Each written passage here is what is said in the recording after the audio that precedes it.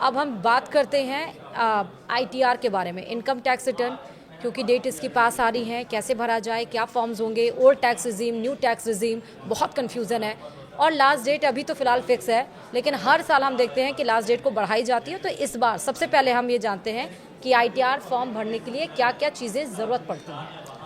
देखिए, आईटीआर भरने के लिए सबसे पहले तो हमें अपना बैंक स्टेटमेंट चाहिए होता है। जो टैक्स पेयर है, जो असेसी है, उनका बैंक स्टेटमेंट चाहिए होता है।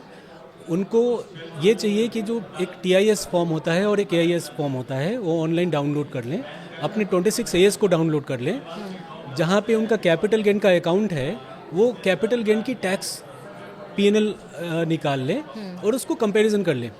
इनकम के 5 सोर्स होते हैं: income from salary, income from house property, income from capital gain, profit and gain from business and profession और इनकम फ्रॉम अदर सोर्स। तो इस पांचों सोर्स का एक जानकारी इकट्ठा कर लें। अगर कोई सिंपल सैलरीड पर्सन है तो मैं उसको बता दूं कि उसके लिए क्या क्या चाहिए होता है। तो वो उसके लिए होता है कि आप फॉर्म 16 अपना इकट्ठा कर लें, अपना बैंक स्टेटमेंट रख लीजिए, 26 डाउनलोड कर लीजिए, एआईएस टीआईएस निकाल लीजिए, आपका इनकम टैक्स रिटर्न भर पाएंगे आप। और उसमें जो जानकारी है उसको एक बार कोरिलेट कर लीजिए और उसके बाद आप आसानी से अपना इनकम टैक्स रिटर्न भर पाएंगे। वैसे ही अगर कोई बिज़नेस का अगर पर्सन है तो उसको अपने बिज़नेस का के लिए बैलेंस शीट बनाना पड़ेगा और 26 एआईएस टीआईएस और बैंक स्टेटमेंट को एनालाइज करके अपना बैलेंस शीट बनाना पड़ेगा और बैलेंस शीट बना के आप आईटीआर फाइल कर सकते हैं। अब बात आती है ओल्ड टैक्स रिजीम या न्यू टैक्स रिजीम, किसमें आईटीआर फाइल होगा और किसमें ज़्यादा बेनिफिट होगा। देखिए, अगर आपके हाउस रेंट अलाउंस मिलता है, हाँ। अगर आपके सैलरी स्ट्रक्चर में हाउस रेंट अलाउंस है और आप रेंट पे करते हैं, आपने एटीसी का 1.5 लाख रुपए का आपका डिडक्शन है, वो आप क्लेम कर पाते हैं। एटीडी का आप डिडक्शन आप क्लेम कर पाते हैं और बहुत सारे जो डिडक्शंस हैं इनकम टैक्स में, आप उसको क्लेम कर पाते हैं। आपने अगर हाउस लोन लिया है 24B में, अगर आपने उस पर इंटरेस्ट दिया है तो 2 लाख रुपए तक का आपको उस पर डिडक्शन मिल जाता है आपको इनकम में। तो अगर ये सारे डिडक्शंस आपके पास हैं तो नेचुरली आपको ओल्ड रिजिम बेनिफिट है। कहने का मतलब ये है कि अगर आपकी इनकम 15 लाख रुपए तक है तो अगर आपकी डिडक्शंस 4 लाख रुपए से ज़्यादा हैं तो आप ओल्ड रिजिम में चले जाइए। ओके। अगर आपका इनकम 25 लाख रुपए है, आपका डिडक्शंस एचआरए, एटीसी और जितने डिडक्शंस हम मिला दें वो 8 लाख रुपए से ऊपर है तो आप ओल्ड रिजिम में चले जाइए। नहीं तो सिंपल अगर आपको रखना है तो आप न्यू रिजिम में चले जाइए। न्यू रिजिम सिंपल क्यों है? आपको कोई प्रूफ नहीं रखना, आपको डिडक्शन नहीं मिलता, टैक्सेस के रेट्स कम है, 4 लाख, 8 लाख, 12 लाख, 16 लाख ऐसे करके है और कई स्लैब्स है और 24 लाख के ऊपर 30% शुरू होता है। यहाँ ओल्ड रिजिम में हम अगर देखें तो 10 लाख के ऊपर 30% का शुरू हो जाता है। तो ये गैप है। तो अगर आपके डिडक्शन से हैं, अब एचआरए हैं, अगर आपका एटीसी है, एटीडी है और भी डिडक्शन है, एटीजी है, अगर आपने हाउस अगर कोई रेंट पे अगर कोई घर लिया है उस पर ब्याज पे लिया है, अगर उसका आप होम लोन चुकाती है तो उसका इंटरेस्ट अगर आप क्लेम कर रही हैं तो ये सारे डिडक्शंस मिल के आपको ओल्ड रिजिम में बेनिफिट पहुंचाएंगे।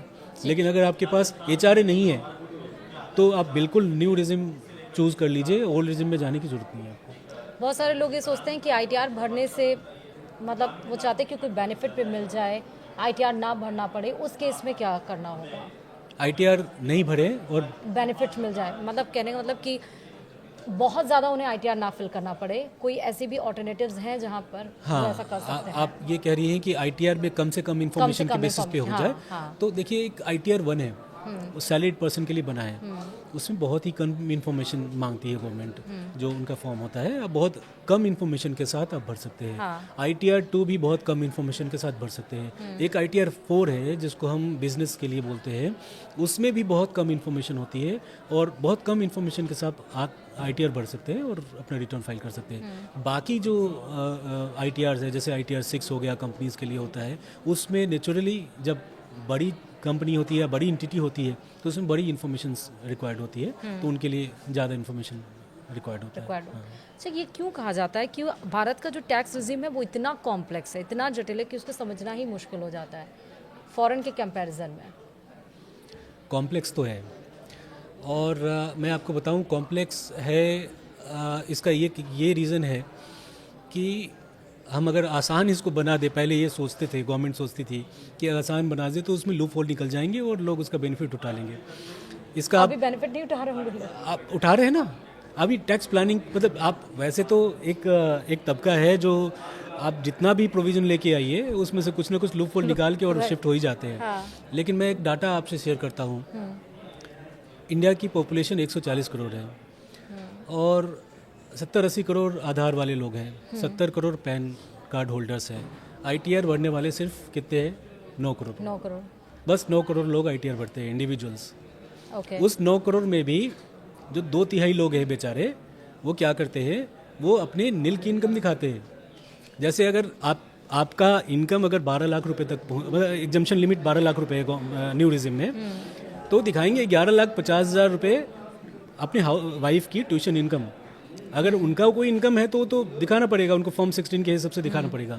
लेकिन अपनी वाइफ की, अपने रिलेटिव्स की और बाकी लोगों की इनकम भर के और वो एग्जम्पशन लिमिट तक ले जाते हैं और दिखाते हैं। तो मतलब 2/3 लोग टैक्स नहीं देते। देता कितना है कौन है? 1/3, 3 करोड़ लोग। अब 3 करोड़ लोग ITR भरते हैं 140 करोड़ लोग की जनसंख्या में। तो आप सोचिए कि इस टैक्स को गवर्नमेंट कैसे और रिलैक्स कर सकती है। एक पॉइंट ये है। दूसरा पॉइंट ये है कि जो लोग 3 करोड़ लोग टैक्स भरते हैं वो ये सोचते हैं कि भाई मैं अगर टैक्स देता हूँ तो मेरे लिए भी वही व्यवस्था है, ठीक है। सामने वाला अगर कोई पर्सन है वो टैक्स नहीं भरता है, उसके लिए भी यही व्यवस्था है। हमने ऐसा देखा है कि बहुत सारे लोग कैश में ट्रांजैक्शन या डील करते हैं और गाड़ियों में घूमते रहते हैं, तो उनके मन में ये होता है कि हमारे लिए एक्स्ट्रा बेनिफिट क्या है। तो मैं आपको बता दूं कि टैक्स क्विड प्रो को नहीं है। मतलब आपने कुछ दिया उसके बदले आपको मिलना है, ऐसा नहीं है। टैक्स जो सिस्टम होता है, आप जो टैक्स देते हैं उससे पूरा देश चलता है, पूरी इकोनॉमी चलती है।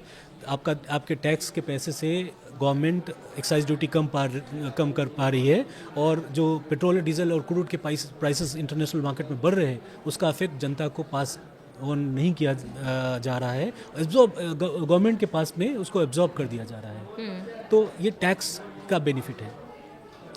तो आपको लग रहा है कि अभी जो टैक्स सिस्टम हमारा एग्जिस्टिंग टैक्स सिस्टम है वो वैसा ही रहना चाहिए और इसे और एडवांस होना चाहिए? बिल्कुल एडवांस होना चाहिए। और आपने देखा होगा कि अभी इनकम टैक्स एक्ट 2025 आया, एक 1961 से पुराना चला आ रहा था। हाँ। उसमें एक टर्म हुआ करता था, not with standing anything contain. वो बहुत सारा यूज़ में था, वो इंग्लिश लैंग्वेज थी। उसको हटा के हमने सिंपल कर दिया। हमने मतलब गवर्नमेंट ने सिंपल कर दिया।